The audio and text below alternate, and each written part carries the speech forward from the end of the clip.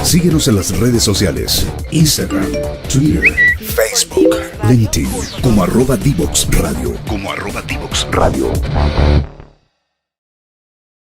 Y bueno, ya estamos de vuelta después de esta primera pausa musical. Fernando lo dijo cuando partimos, tenemos de regreso a nuestra segunda invitada del programa, Aysén Echeverry. La gracia de tener una tremenda invitada, además de sus jinetas, es que en ambas oportunidades ha estado recientemente nombrada, la vez anterior en ANID, hoy día en el Consejo Nacional de Ciencia, siempre digo mal el nombre en realidad, pero el CTCI, ¿cierto? Consejo Nacional de Ciencia, Tecnología, Conocimiento e Innovación, ahí está. Sí, oye, horrible presentador y la verdad es que por el contrario, muchas gracias Aysén por estar de vuelta con nosotros, bienvenida a Legal Lab aquí en Divox Radio y un gusto tenerte de vuelta, gracias por tu generosidad de estar recién asumida a fin de año y compartiendo una hora con nosotros. No, al revés, Pablo y Fernando, gracias por invitarme. Yo había venido en mi cargo de directora de la NID y lo pasé súper bien en la entrevista, así que cuando me dijeron de nuevo, al tiro de nuevo, porque sé que vamos a pasar un momento grato. Oye, y la primera pregunta para todos aquellos que no entendieron lo que traté de decir, cuéntanos qué es el Consejo y cuál es la misión del Consejo, porque además ha cambiado de nombre y creo que la confusión también va un poco por eso.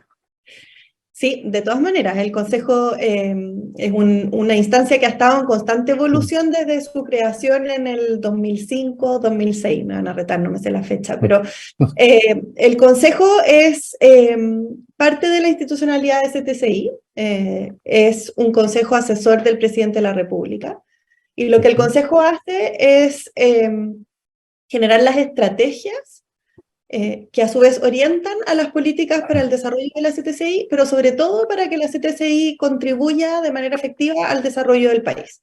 Entonces, esto tiene una historia que partió con el presidente Lagos, que creó lo que en ese minuto se llamó el CENIC, el Consejo Nacional de Innovación para la Competitividad, basado en esta idea revolucionaria en ese entonces de que la innovación podía contribuir a la competitividad. Eso en algún minuto fue una idea revolucionaria, hay que acordarse. Después se transformó en el Consejo Nacional de Innovación para el Desarrollo, porque también en algún minuto fue revolucionario decir que no bastaba solo con crecer y ser competitivo económicamente, sino que teníamos que pensar en criterios de inclusión y de sustentabilidad, porque finalmente el crecimiento no era porque sí, sino que era para avanzar en el desarrollo. Y hoy día, con la creación del Ministerio de Ciencia, pasó a llamarse el Consejo Nacional de Ciencia, Tecnología, Conocimiento e Innovación, pero mantiene esta lógica de Consejo Asesor Presidencial, de generar estrategias de largo plazo que de alguna manera orienten cómo vamos desarrollando las capacidades de CTCI y cómo vamos conectando estas capacidades a las distintas áreas del quehacer nacional. O sea, del momento en que empezamos a hablar de la CTCI para el desarrollo, ya no es solo investigación, sino que es entender fenómenos, comprender cómo funcionan los ecosistemas, cómo impactan las ciencias sociales, qué tiene que decir la arte y la humanidad respecto a la democracia, y en el fondo todas las áreas del quehacer nacional de alguna manera son tocadas por la CTCI y nosotros generamos las estrategias para que esa conexión funcione hacia adelante. Hola Aysén, ¿cómo estás? Felicitaciones realmente por tu nombramiento. Lo hemos conversado con Pablo, de hecho, en otros programas y lo hablamos a título bien personal. Creo que un liderazgo como el tuyo en el Consejo va a ser un tremendo aporte. Y en ese sentido, aprovecho a preguntarte por lo mismo. Te veo ahí con una chapita de power femenino. Entonces, justamente, ¿cuál es el sello que tú le quieres, cuál es la impronta que le quieres entregar al Consejo? Ha pasado, tú dijiste, por muchos nombres, también ha tenido distintos focos. ¿Cuál es el sello que te gustaría en ti entregarle a este Consejo?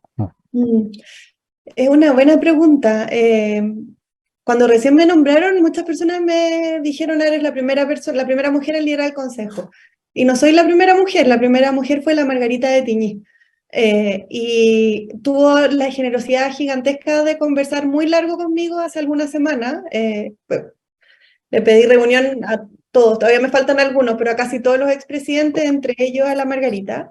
un poco para entender cuál había sido su experiencia. Y quizás voy a ser incidente y se enoje conmigo, pero una de las cosas que ella fue muy explícita en decir respecto de cuál había sido su experiencia con el Consejo, tenía que ver con el fortalecer al equipo, como en generar una estructura que tuviera un equipo con capacidades y que le diera proyección en el futuro y robustez al trabajo del Consejo, más allá de la persona que estaba como presidente en ese minuto, sino que desde la Secretaría Ejecutiva y desde el Consejo, desde el equipo del Consejo mismo.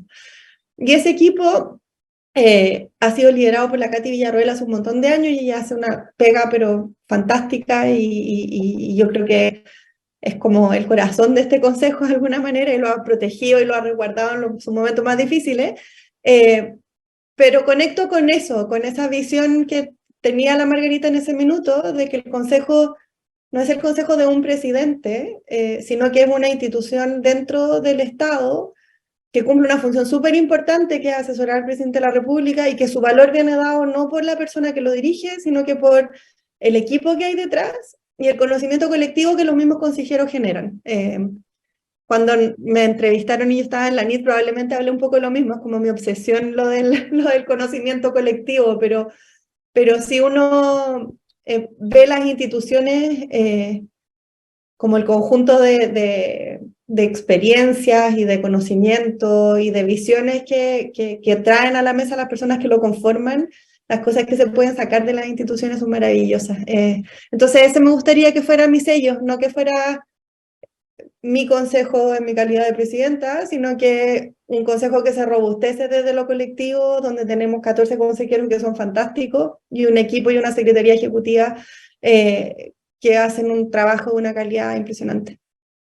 Oye, Aysén, y en ese sentido, ese sello que tú le quieres, o esa impronta que tú le quieres dejar plasmado en el Consejo, probablemente es una característica bien común en los liderazgos femeninos, que nosotros también es un tema que hemos tratado de promover e impulsar harto en el programa, y que va de la mano también con una política que este gobierno ha tratado de impulsar respecto al tema de género en todo ámbito. Nosotros lo limitamos más a lo que es innovación.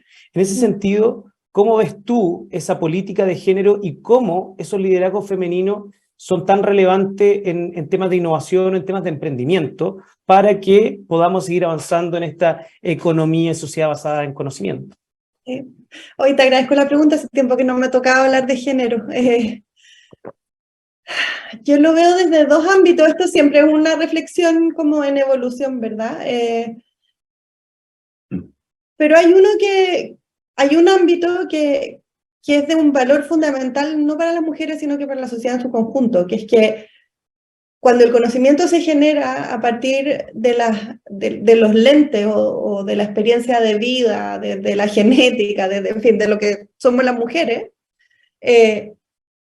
y desde lo que son los hombres, y desde otras miradas también, porque hoy día ya tenemos que hablar de hombres, mujeres y otras categorías también, pero cuando tú tienes diversidad de miradas en la generación de conocimiento, ese conocimiento realmente puede responder a lo que la sociedad hoy día es y necesita.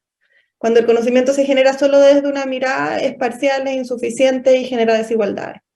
El ejemplo que es como ya histórico, uno no tiene que cansarse de repetirlo, es el diagnóstico de los infartos. Probablemente lo conocen, pero las mujeres se morían más de infarto al miocardio y nadie entendía por qué, y la razón es porque la sintomatología es distinta y no estaba documentada porque nunca se había estudiado en mujeres.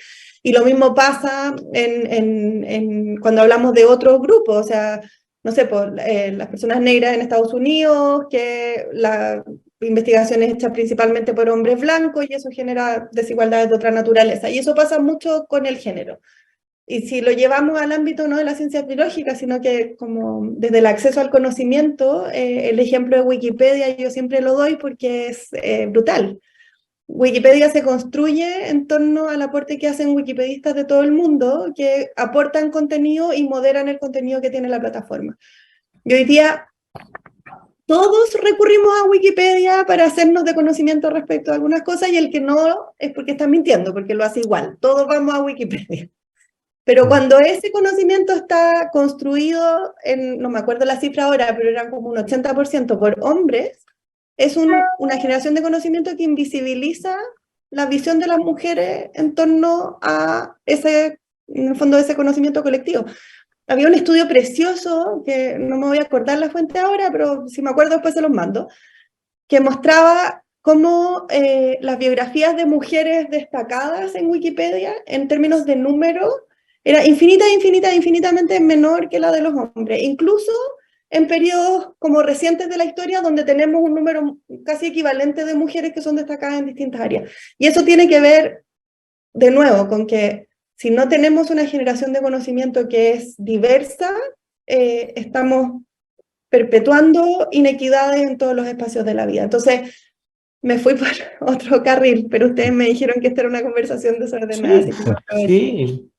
Y eso para el consejo, y ahora sí lo llevo a este espacio, es fundamental, porque el consejo tiene que generar estrategias, y esas estrategias tienen que tener una mirada a largo plazo y tienen que orientar políticas públicas y asesorar al presidente. Si es que nuestra construcción de estrategia no es diversa y no considera los diversos puntos de vista y no incorpora a las mujeres, la asesoría que estemos dando va a ser insuficiente, va a ser parcial y va a perpetuar situaciones de inequidad, que es lo que queremos evitar. Oye, yo tenía una pregunta que era en relación a cuáles ves tú que son los principales desafíos como políticas para promover y proponer como asesora del presidente. Y justo mencionaste algo que fue como bien clave. Una de las primeras pegas que me tocó cuando partí, bueno, ya un par de años trabajando, fue en ese tiempo el Foro Global de Biotecnología de Concepción, en el año 2004, donde el presidente Lagos justamente hizo una serie de anuncios que parten con todas estas políticas.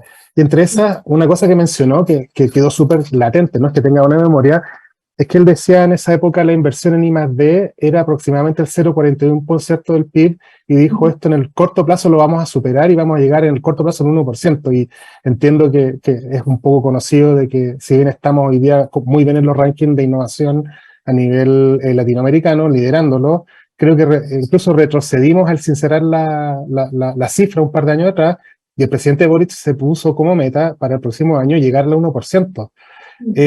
¿Cómo ves ahí dónde están las tuercas que se tienen que apretar para que eso ocurra? ¿O cómo ves ese desafío? Larga la pregunta, disculpa. No, es una buena pregunta. Una pregunta respecto a la cual yo no tengo respuesta. Así que la voy a ¿Cómo responder construimos? ¿Cómo lo hacemos entre todos? Porque yo creo que esa es entre todos construimos eso. Exacto. Y en ese entre todos, el Consejo tiene un desafío que es importante y que es el espacio desde donde contribuimos a esa conversación y a esa discusión, que es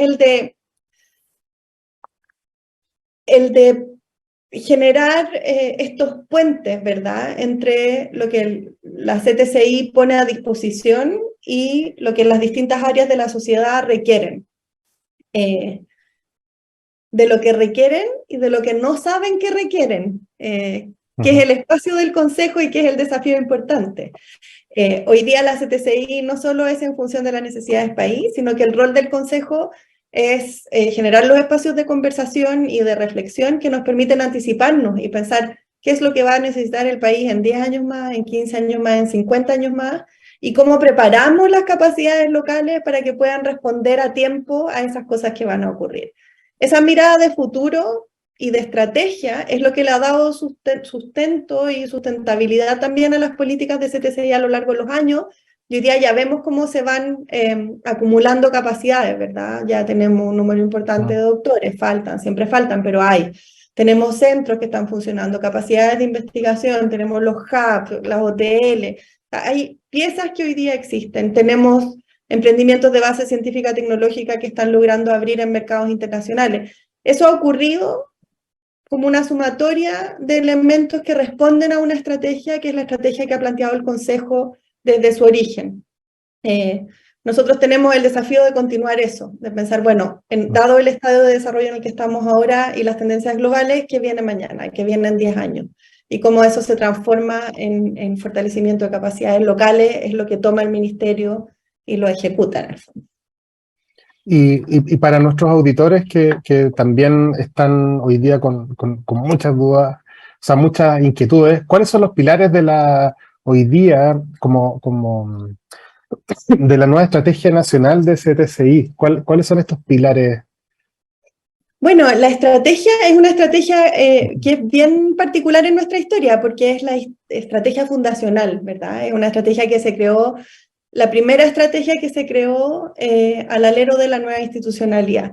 Y esa estrategia propone varios ejes que hoy día como Consejo estamos encargados de aterrizar y de como profundizar a través de distintas orientaciones estratégicas. Entonces, la incorporación del concepto de las artes y las humanidades, por ejemplo, que era algo que no existía, esta lógica de cultura CTCI y de cómo generamos una apropiación respecto de la ciencia y tecnología en su conjunto, de cómo fortalecemos la CTCI, son parte de los pilares que hoy día tenemos que desarrollar, y el trabajo que estamos haciendo con los consejeros en este minuto es entender de ese global cuáles son aquellas áreas en las que queremos como hincarle el diente y profundizar, ¿verdad? Y decir, aquí hay un espacio, queremos entender bien de qué se trata, cómo impacta a lo que hoy día tenemos, y a partir de ahí cómo contribuimos a que las políticas del ministerio se anclen en la estrategia y se proyecten desde la estrategia hacia el futuro.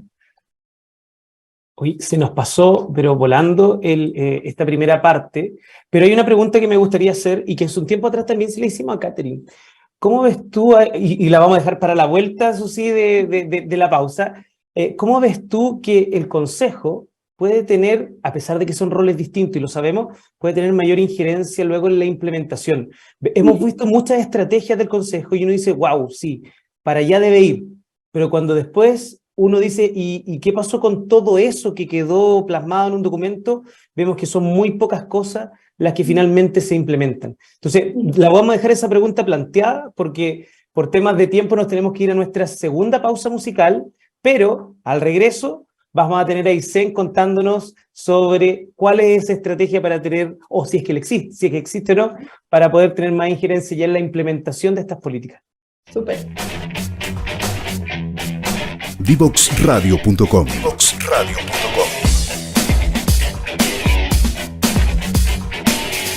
Conversaciones que simplifican lo complejo.